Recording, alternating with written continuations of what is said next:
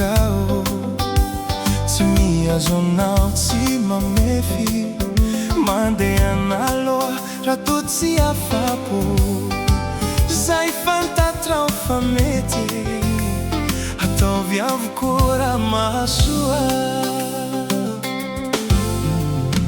Raha olo nefa tsy tamanizao, tsy afaka hitana, marina fa mavesatry izao, akory atao fa efa sanatry tsy tomony ao, tsy lay tsy to hanieanao.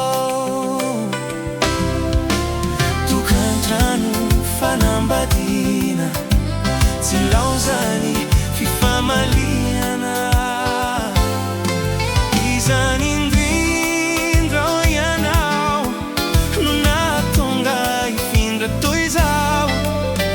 Avelao aloha andao fa efa lao, ny marina tsy azo ialana, tsy tantinao ny fahantrana, ka noararao tinao ny toe-javatra toy izao.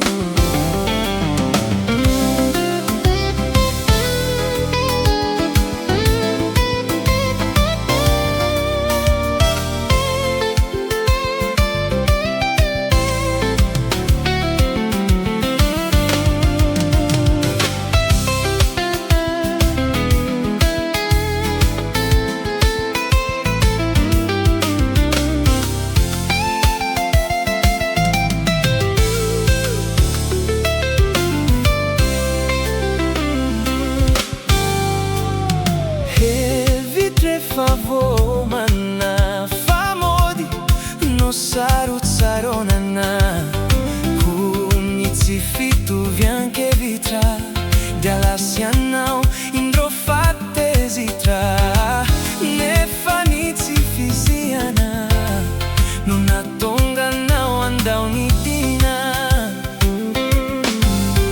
Ary aza samievitra toy izao foana fambola hoavy ilay fotoana, dia ilay masoandro belo ataona, andrasako, andrasako, hamirampiratra vao maraina, azoako tena miaina.